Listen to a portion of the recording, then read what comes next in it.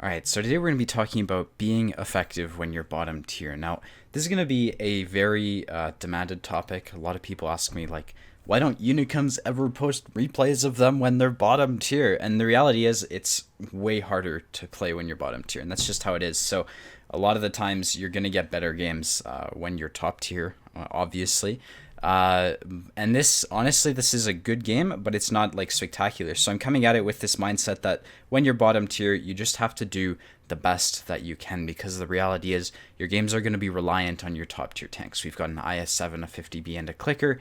Those vehicles are going to be really important to watch when we're doing well in bottom tier because we're going to be sort of support tanks. It's not like I can go lead a charge when there's an IS-7 behind me. I'd much rather play to his see where he's going. So, as we're talking about playing to your team, because that's really important when you're bottom tier, you're going to notice I just did that. What I did is I went all the way up to like E1 area, and I noticed I only have a T49 with me. And then when I look at the enemy team's lineup, I see that they have a Patton, a 54, an E50. I mean, the E50 is on the 9 line. At the time, I hadn't noticed that, but these are the type of things you have to be careful about. If you're going to a position where it's popular for medium tanks to go to, and you're in a medium tank, and you're bottom tier, maybe it doesn't make sense to go to C1 when they've got tons of tanks that can wreck you over there, especially if you don't have support. So you can see what I've done is I've fallen back. One of the most important rules, or like I guess rules, is that you have to play to your team because they won't play to you. So you can see I saw the IS-7 was basically not as quick as I would like him to be, so I fell back a bit. I'm giving that guy time to go to a position that, I want to see what he's doing. I don't want to commit to C1 and find out the IS-7's camping at H2 thinking he's a TD. So this is the type of advice I would suggest. You have to practice situational awareness in the sense that you need to know where your team is, because if they aren't with you, you're gonna die, especially as bottom tier. So that's just sort of some quick advice. Here we're in the game. You can see my teammates have moved up, and so I see that, so I want to be front lines like I always do, so I'm moving up with them. Now I'm going to this location. This is not a smart play. I'm just going to put it bluntly here. The reason it's not a smart play is because they have tons of TDs, and they also have a ton of unspotted tanks. So you're going to see I'm going to pay for it slightly here. It could have been a lot worse. The Bulldog ends up putting an HE shell into the side of my turret. It is what it is. It happens. So I learned my lesson. I'm not going to poke that again. You're going to see throughout the game, I know the Bulldog is somewhere on the 6 line, and I'm going to play to that. I'm going to be checking behind me a lot because I sort of wonder about where that guy is. Now, from here, you can see my team is pushing through. Again, this is me noticing who shot at me. So I don't want to push through and shoot at them when I know they've got a Bulldog who's shooting HE, who's probably just going to be continuing to snipe. So that's sort of my mindset. I noticed there's a lightweight coming behind me. I've got a platoon mate. We're talking through comms. He says he's going to put a shot into him. I missed my shot, but that guy's a one shot. And now this is really interesting because you can see they've basically just driven through the open and managed to get behind us. So that's actually going to be really stressful for me. You're going to notice the thing I'm going to do here is counterintuitive, but I'm going to the enemy side of the map because effectively, we've switched sides. So we're just changing the map around. This is just like I'd be playing it from the north spawn. Obviously, you'll notice I checked behind me a couple times because I didn't know where that GF was, but he didn't shoot me, luckily, and so this is an opportunity I want to point out. So I noticed the Patton wasn't really looking at me. He wasn't prepared for me to come this direction. He was looking away, and I had the surprise. So what I did is I pushed into him. I might even go, well, I'm not going to reverse it, but you can see by being quick on a tank that didn't really know I was there, I was able to catch him off guard. And that's how a lot of the times you're going to have to take out tier 10 tanks. Because if you try to brawl like a Patton in a CDC, you don't have to be Erwin Rommel to figure out you're not going to win that fight. So look at the situation, look at opportunities. There was an opportunity. I did take it. You can see I'm just sort of dealing with this guy now. So I've got my platoon mate over here. I'm going to point something out. We're on voice comms, and my platoon mate says I've got the T2065. So what I do, instead of blocking my platoon mate's shot, you're going to see I'm going to stop, and that's going to give him the ability to finish off this T26. That's important because obviously he might have shot me if I had continued to pass. So you're going to see right there, I stop. I was a bit late, but that's the type of thing you need to be aware of. If your teammate's about to shoot and he tells you, don't go block his shot like I almost did, but I stopped just in time. So there you go. From here, we're just going to sort of deal with the Centurion and the 54. Now, I still don't know where that Bulldog is. I would assume he's on the tracks. At the time, I didn't know who he was, so I was just assuming he was like some red player who's sniping in his Bulldog. You can see he takes another shot at me. At the time I thought it was Artie, but now I'm thinking about it, that was probably the Bulldog. So this is I'd like to talk about this because by this time I realized that it probably was the Bulldog who's shooting at me, and I see a one-shot Centurion 1. When you're bottom tier, you have to play extremely intelligently. You only have so much hit points. So right here I see an easy kill. He's a tier 8, but I just got shot at by the Bulldog. I ended up, surmising that he was probably still shooting HE. And I said, I'm not going to push the Centurion 1 because they've got a 54 lightweight and a Bulldog who I don't know how much HP that guy's got. So I decided not to push the Cent. You're going to see I'm sort of indecisive about it, but eventually I decide not to. And I honestly think that would have gotten me killed if I had tried to do that. So look at situations before you commit, especially when you're bottom tier, because one mistake and you're going to lose all your HP, because when there's tier 10s shooting at you, they can 3-shot you. So just thought I'd put that into perspective. So right here, it looks like I'm making a bit of a silly play. I wouldn't really consider it that bad, I guess, because I'm not spotted. If I was lit, I would be obviously extremely careful about where that 704 is. This is a stupid play, but I'm sort of mitigating it by hugging the mountain and just getting out of here as quickly as I can. I see the Artie, I have my platoon mate with me, and it's sort of at this point in time where we're sort of saying, well, we can't do anything on the 1 line, let's start shooting at the 9 line. So I've come to help out the 50B who's decided he wants to brawl a mouse. You can see the Yag Tiger ends up dying, the Artie falls back, and this is going to be something that I didn't really register when I was playing this game, but the Artie's going to get clicked right here. And to me, that's really confusing because I have no clue where the hell Artie would be. I would have assumed the Artie's going to be like here to hit this guy, but that was sort of, my interpretation at the time. But really, he could have been anywhere. I assumed he was on the 0 line, but it turns out he's going to be at like A4 area to have hit that shot. So right here, I see, okay, we're not winning against the mouse. We're not going to beat him quickly. I have to go defend against the people who are inevitably going to be coming behind me. So I'm talking to my platoon mate while this is happening. And this is the whole thing about being bottom tier.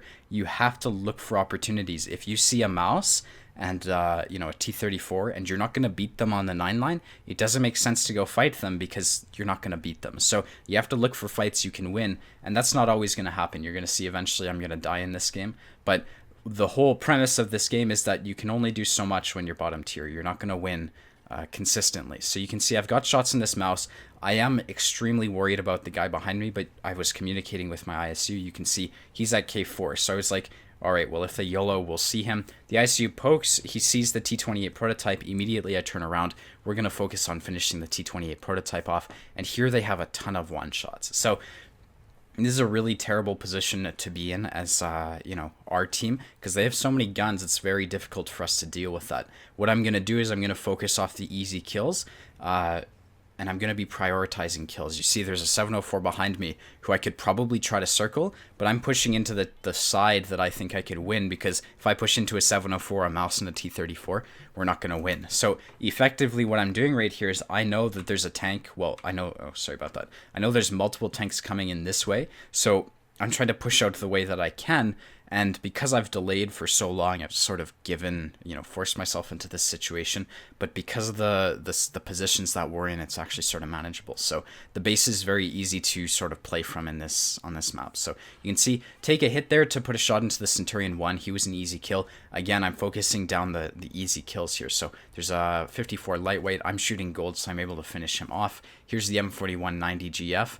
Again, you're going to notice there's a 704 behind me, and I know that, so I'm pushing forwards. I just want to get as many guns out of the fight as I can. So Tonster dies. Basically, he sacrifices himself for the 704. I end up trying to track him, and this is sort of where the game becomes interesting, because I need to finish this guy off. He's full HP. I have to try to circle this guy. So you can see me doing that here. I'm just looking for as many, I just want to pump out damage. I want to get rid of this guy, so I could have tried to save the 49. That ended up not happening, and you're going to see the way I'm doing this, I want to talk about. So when people circle tanks, a lot of the time what they try to do is they try to reverse around the tank. So for example, some people might have tried to go around the 704 like this. What I did is I positioned myself so I could have driven forwards because my tank's gonna go faster when I'm driving forwards. So by aligning myself, I just went forwards. That's gonna make it harder for his gun to catch up with me. So I almost baited him. I baited his gun to this side, then I'm driving forwards around. That's going to give me the ability to continue to circle him as opposed to trying to reverse, and you're going to see I was able to land the tracking shot there, and then we're going to finish him off. Now, immediately I noticed there's a mouse behind me. You can see I check, but I also saw it on the map. There's no need, if you're circling someone and they're like going to die, you can just auto-aim them and look at your map. That's a huge skill that I would really try to practice if I were you, because that's going to be incredible when it comes to developing situational awareness.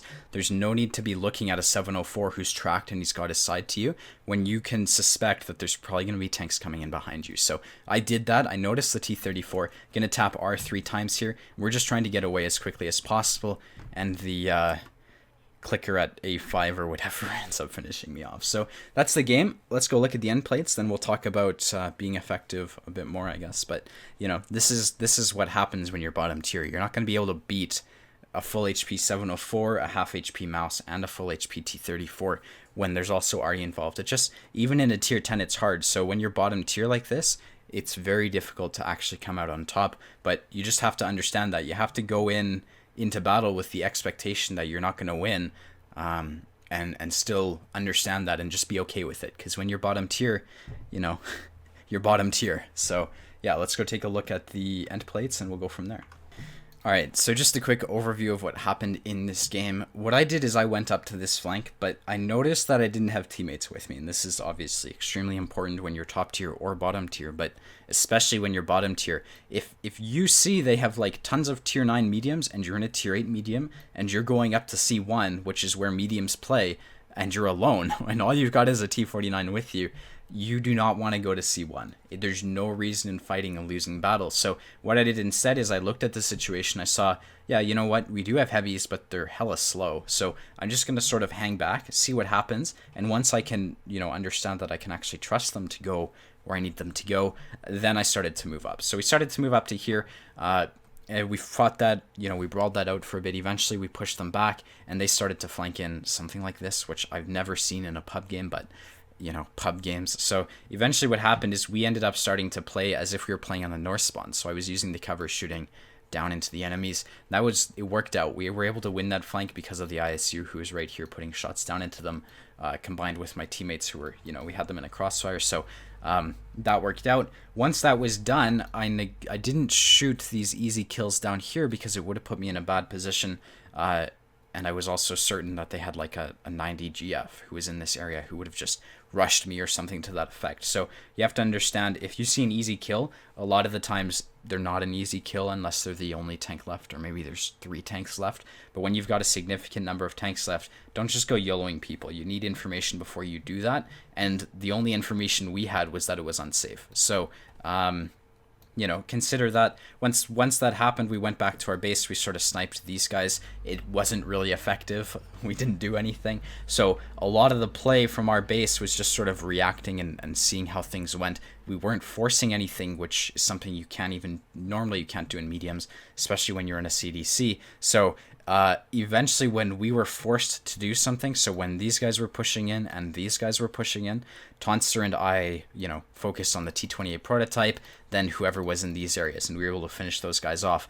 And then once that happened, once we sort of cleared off the threat from this side, that allowed me to deal with the 704 who was alone. And if I had been in a higher tier tank, maybe with more HP, I would have also been able to have dealt with the mouse. Because you can see what happens is when you have to clear out one side, otherwise you're going to be in a crossfire just like these guys were. So the objective here was just to kill these guys. That way I'm not getting shot at from multiple directions, and then I can sort of try to deal with the mouse, T-34 and 704, who are coming from the eastern flank. So in our base, we cleared out the west. That opportunity was sort of given to us, and we were able to make it happen. And then we sort of tried to deal with the east, and ultimately that's where it died. But, you know, this is sort of just the basic tactics for Serene Coast. Especially if you're in bottom tiers, a lot of the times there's not much you can do. You have to wait to see something happen, and a lot of the times that's going to be end games. So that's my experiences with bottom tiers. We can go take a look at the end plates. You can see I did 4k damage, 6 kills, 1000 base XP, mastery badge, but I mean, we were shooting at top tiers, so it's pretty easy to get a mastery badge. Oskin's Top Gun, 115k credits, 2600 XP, and we ended up profiting 40k because I ended up spamming a ton of gold at the end when, you know, the game was sort of on the line. So yeah, I hope this video was helpful. Obviously, if you want to see more, remember to hit the like and the subscribe button. And yeah, I hope to see you around. Later, guys. Bye-bye.